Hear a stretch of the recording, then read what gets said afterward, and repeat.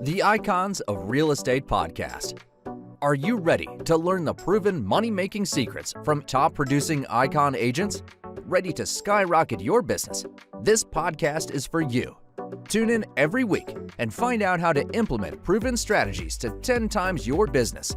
From $3 million to $30 million in just 12 months. Brought to you by the Masters in Real Estate Marketing, Arter SEO.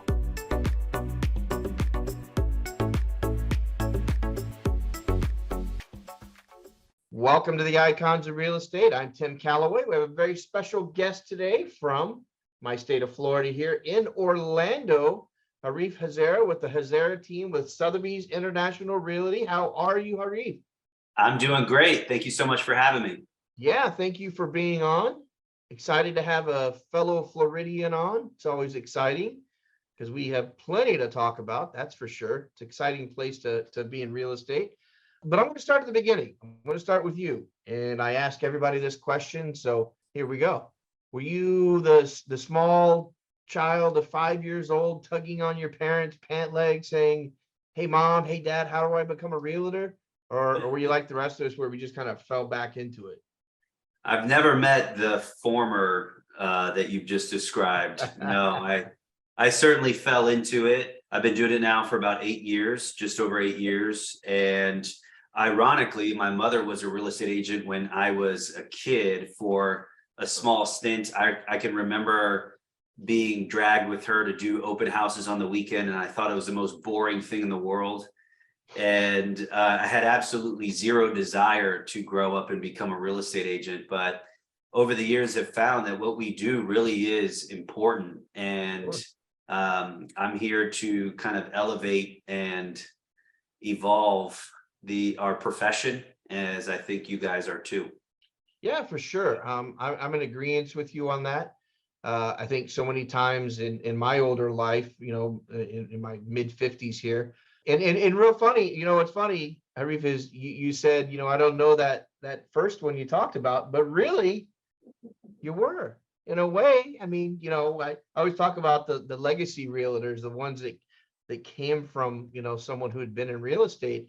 You were exposed to it to an early age, but yeah, I mean, a lot of folks could say, oh, realtors this or realtors that. And, I know there's realtors that don't put in the work, but I think folks like yourself, definitely going in and being that consultant and that useful entity that helps people make the biggest purchase of their life. Most people, the biggest purchase of their life. Very important. So you found real estate. Now, how did you find Sotheby's? Do you have a team? Are you a solopreneur? How does that work? How does that look? Yeah, so I started out my career with Berkshire Hathaway.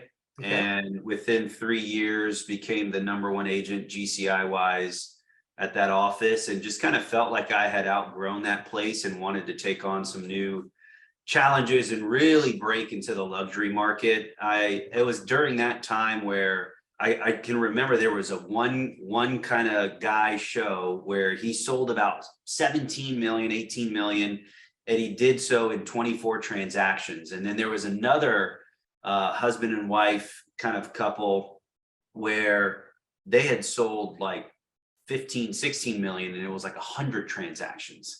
Right. So I kind of learned early on that I'd rather do more quality than quantity. I think a lot of the times agents really focus on the wrong number, which is units. This is my personal opinion.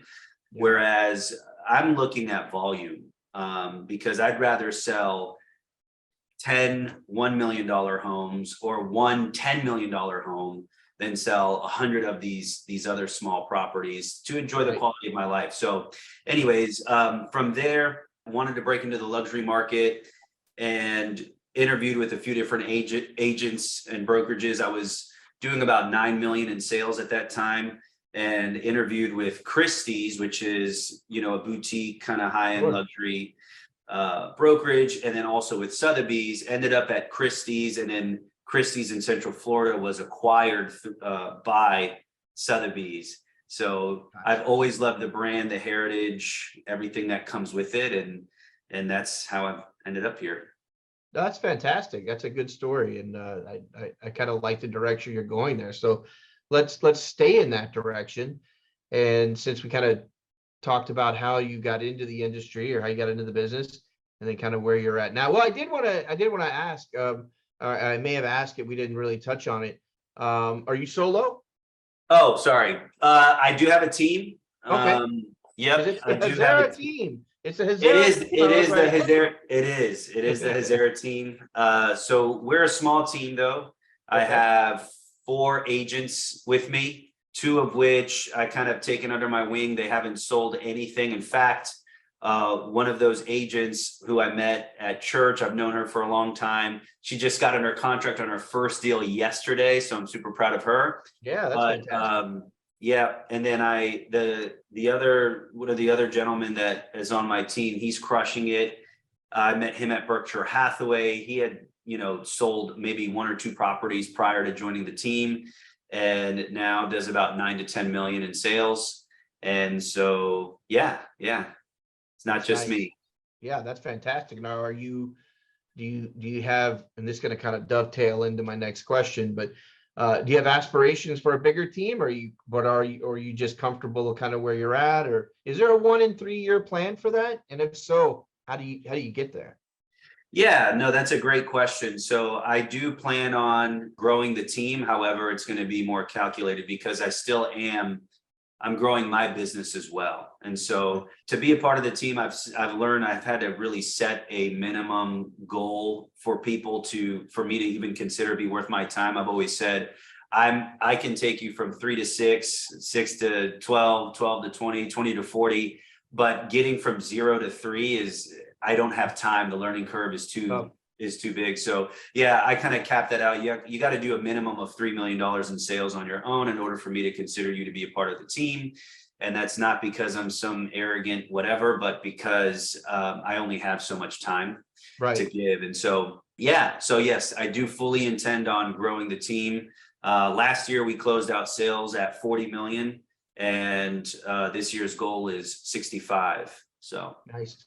yeah. So how do you get to 65? That's the $1 million question, multi-million dollar That's the question. $65 million That's the question, right? 65 million. Yeah, you got it. I mean, how are you going to get there? Boots on the Yeah. ground, a mixture of everything, or what is that? So we've consistently the year prior did 40 million as well. And 90% of that has been through referral based. Okay. So very little marketing. And, if we're able to do 40 million with practically zero marketing, marketing is going to be the differentiator here going into this. And so getting really creative. Some of the agents might know this show, but I'm part of the American Dream TV. I'm not sure if you're Okay. familiar with them. So I've done that, gotten really uncomfortable getting in front of cameras, but who wants to be comfortable, right? I'm here to Right. crush my goals and help a bunch of Right. people. So yeah, so yes, marketing is going to be the key differentiator, and being strategic on asking for referrals, not just kind of taking low hanging fruit, because it's easy to get comfortable when you're selling enough and you're Sure. making enough money, but marketing and being strategic on the systems in place to support that is going to be key. Yeah. And not always, well, I guess the easiest way to put it is some of that is A/B testing, trial and error, and so that sometimes small seed has to grow into a great oak, right? So that's a Absolutely. lot of work, and I look forward to keeping up with you over the next 3, 6, 9 months, seeing how things are going. Yeah. So let's talk about hurdles. I mean, before we start talking about Orlando a little bit, let's talk about the hurdles that you might go through. I never like to say the word problem. I mean, it's only a problem if you see it as a problem or you call it a problem. It could be an opportunity, it could be anything else, but will say they are hurdles. They're things you've got to get past to move on. What kind of hurdles are you finding now besides not having enough time? We never have enough time, but are there any other hurdles, Harif, that you run into on a regular basis that if I had a magic wand, I could come in there and just make it go away?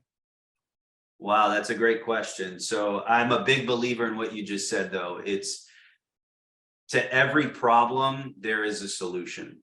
Right. And one of the things that I love about this profession is you have to be very creative in order to sell the kind of properties that we're accustomed to selling. So just a little backdrop, being with Sotheby's, my average sale price is just shy of $1 million. For our market, you know, Orlando, I think our median price point right now is in the low fours. So just to kind of put things into perspective, but one of the things that I love about the luxury market is the creativity involved. And even in this changing market and economy, right?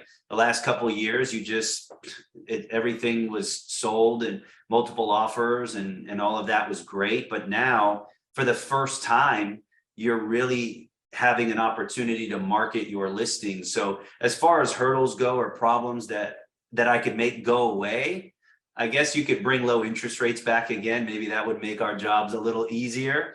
But no, to be honest with you, I'm looking forward to the challenge. I think, you know, a lot of the people that are in it that probably shouldn't be in it will get weeded out. And those that are meant to be here will weather the storm, get creative, and figure out a way to add great service and solve problems.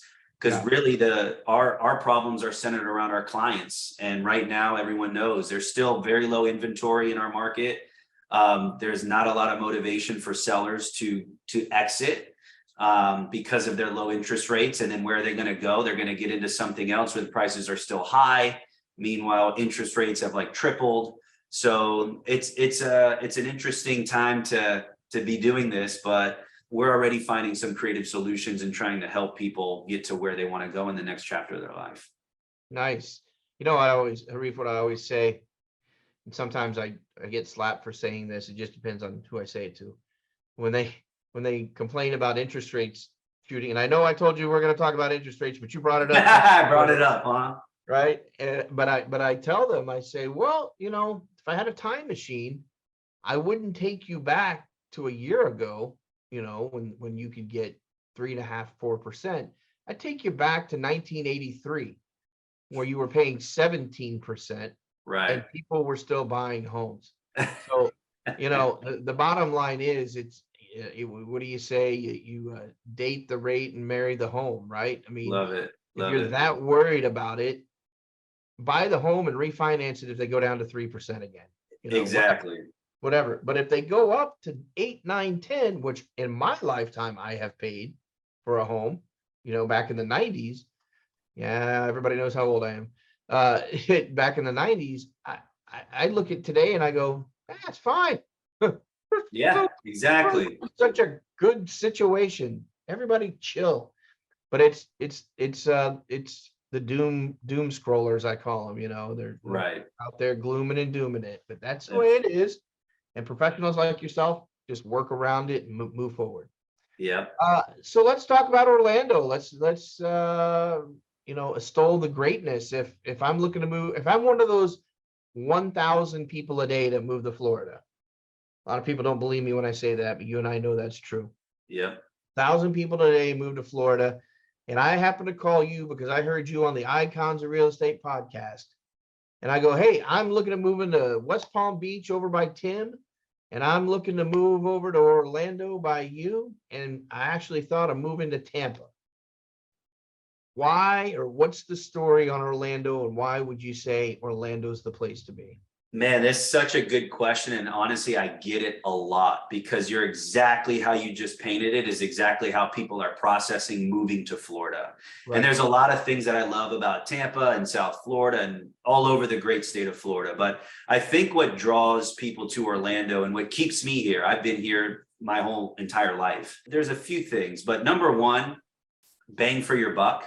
You're able to get more for your money in Central Florida than you are on some of these coastal cities. It just kind of is what it is, but hurricanes, by the time they make their way to Central Florida, they're pretty much, you know, died down significantly. And so we're not really evacuating. And I know for some people on the coast, you know, but look at this last storm that took place. I mean, it completely devastated some cities, sadly, unfortunately. So from a storms perspective, believe it or not, that plays a role, and insurance costs associated with that. And then, of course, I think a lot of times people think of Orlando, they think of Disney, but Orlando is so much bigger than Disney World. Like, I live probably about 30 minutes from Disney. So we get the benefits of it. If I want to go to Disney Springs and go to fine dining or take the kids I don't have to live close by, but they're still, 30 to 45 minutes away. And we have a lot of attractions, Universal Studios, so tons of stuff to do with the family. But outside of the tourism, there's a lot of variety that Orlando has to offer. So I'll give you an example. I sold a property not too long ago. It was on 5 acres. It had a barn. It was in the middle of nowhere, kind of, but not really. No HOA. You can shoot your guns. You do whatever you want, right? Back there, you can ride 4-wheelers. And then 15 minutes from there is a major mall. You have fine dining, right? Mm-hmm. You have the benefits of both. And then you go 30 minutes out, and then you're in a little place called Lake Nona, which is super tech savvy, tons of money pouring into Lake Nona, Right. Beautiful community. And then you go another 45 minutes, and then, you have actually less than that. Where I'm at is Winter Park, chain of lakes, charm, very different from every other place that I've just described. And, so there's a lot to offer here. And I think a lot of people too, when you come to Central Florida, people don't realize Florida has 30,000 lakes, and the lake life is coveted. And so it's picturesque, it's beautiful, there's trails, there's just a ton of stuff to do. So it's just different. It is totally different. And I'm going to dovetail off what you just said. One of the biggest things that people don't realize about Central Florida, or Orlando, I'll say Orlando, and nobody realizes it. Obviously, I live here, and I'm originally from Texas, but I've lived all over the United States. And so when I talk to people and I go, really, where I would move to get more of the if you're going to raise a family, suburban lifestyle, I wouldn't move to Southeast Florida where I live.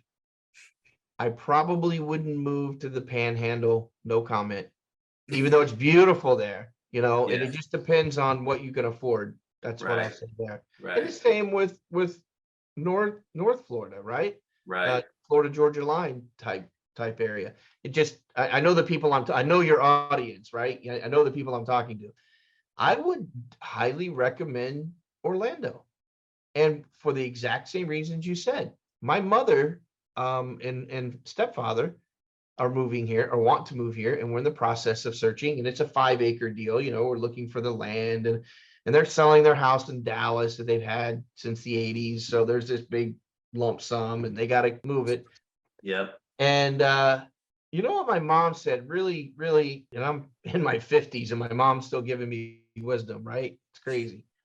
She goes, son, I don't want to move somewhere where I'm just waiting at one point for a storm to come in and take everything away I've accumulated over 50 years, or whatever. Now, that sounds like a smack at Florida, but it's really not. I mean, it's not like there's a hurricane a day. But like you said, being in Orlando, you don't worry about that, because the time they get to you, they've dissipated. It's still affordable. You can still buy land. Come on down here and see how much land you can buy. South Florida. I'm in a condo, man, and I paid 3 times as much as my last house to live in a condo.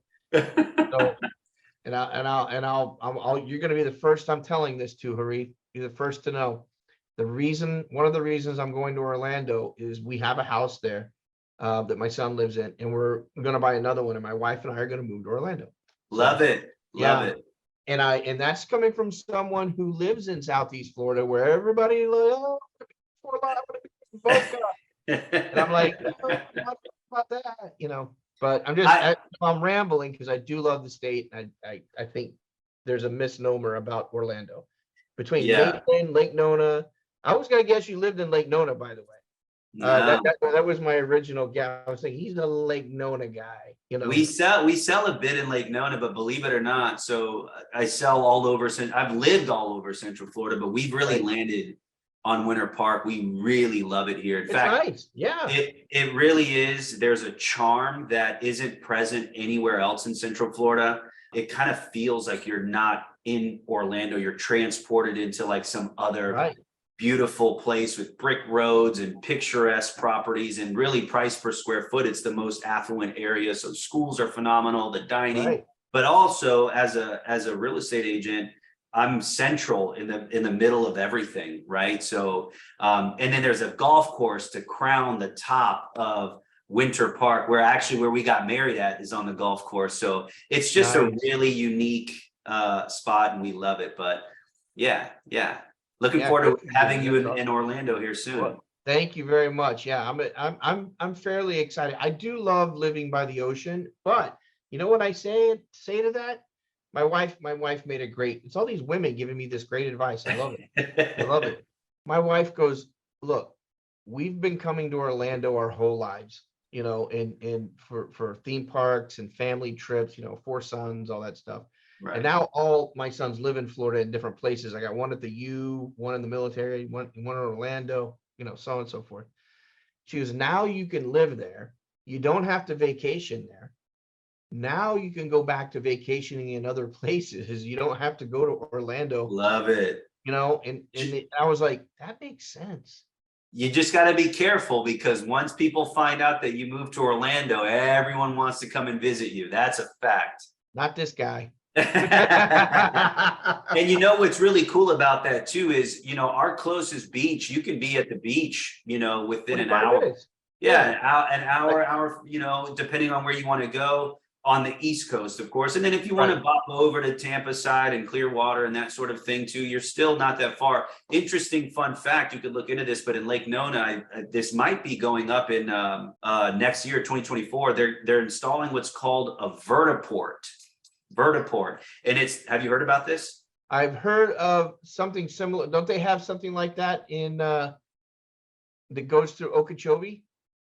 I don't know that. Okay, go ahead and explain it. Well, basically, I'll imagine a 6-passenger oversized drone that Okay. you could get into, and from Orlando to Tampa, you could be there in 30 minutes. Yeah, that's awesome. And it is. You could head over there for dinner, eat, come back, and be back in Orlando. And I love that. I love the option that, even without that, we're not far from all this other stuff. One of my favorite places to vacation is Hammock Beach. Yeah. I'm an hour and 15 minutes away. They have a beautiful golf course on the ocean. Sure. Yeah, but then I get to come back here and, enjoy my lifestyle here. Right. Well, it's like we got the Bright Line. I mean, Yeah. that's now going to be a destination. I mean, I've made this drive. I've mentioned I'm coming to Orlando tonight, and I've made that drive 100 times. I'm gonna say that's conservative. Like in the past 5 years, 100 times would be conservative. I hate to say it, I am a theme park junkie. Just so you know, I do have passes to every single theme park. Love it. Yeah, and my son lives there and his wife. I would love just to go. I mean, I'm literally a few miles from the train from Brightline. It sounds so good to go jump on that train, take a nap. Yes, I'm old. Take a nap, sleep a few hours, and just bullet it up the coast and then inland. And my son picked me up at the airport. Absolutely. That just sounds great. And you know what? My other son in Miami, I'll be able to jump on that same train that's brand new with internet, TV, lounge chairs, whatever. Hop on that and go all the way to Miami in a half a day train trip. Yeah. For how much? $22. But yeah, it's wild, and that's what I feel like. It's everything's kind of getting even more connected now too in Florida. But I know I may sound biased. Don't get me wrong. I spent a lot of time in Aventura and northern Miami. I do love it when I'm down there. But I think, to your point, if you're looking to raise a family, I just feel like Orlando has the most to offer. Right. I believe, this is my opinion, Harif, if I'm wrong, if you may have a different perspective. You move to Aventura, you move to Miami, you move to all those areas in North, what I call North Miami. If you're from New York, if you lived in Manhattan, if that crowded air lifestyle, which is beautiful, man. I mean, there are beautiful homes on little islands, and we could go on about that area. I have clients down there. I mean, yeah, I love it. I got a son that's probably never going to leave. He's going to be a professor at the U. So, I mean, he's never leaving. I'll always have Miami. But you should probably be from an area that's like that. And if you're a suburban family, like I'm raising my family with these schools, I would probably never recommend those areas. That's an opinion. And I Yeah, love yeah. those I could areas. see that. I could Yeah, totally see that. Yeah. yeah. So, well, how would someone get in touch with you, Harif? What's the best way to get in touch with you? Best way would be obviously follow me on social media, Instagram, but best way would be to call or email or text if you wanted to get direct access to me. But the social media is where I'm going to be spending a lot of time here in 2023. And as I Gotcha. mentioned before, getting connected and I want to meet people that I haven't met yet. Nice, for sure. I mean, I think that's a fantastic goal. Harif Hazera, the Hazera team, Sotheby's International Realty, Orlando, Florida. Thank you so much, Harif, for being on the program. I've really enjoyed our discussion. I feel like I bogarted some of it because I do love Florida so much, and I'm excited about kind of transplanting up to Orlando, and you're a good guy to talk to about that. So I do appreciate it. Have a great week, and I look forward to talking to you again soon. Sounds good. When you're in town and you touch down, let me know. I'll show you some of these new restaurants maybe that you're not aware Oh, of. I love it. I love it, man. Have a great week. Thanks, guys. Thanks for having me.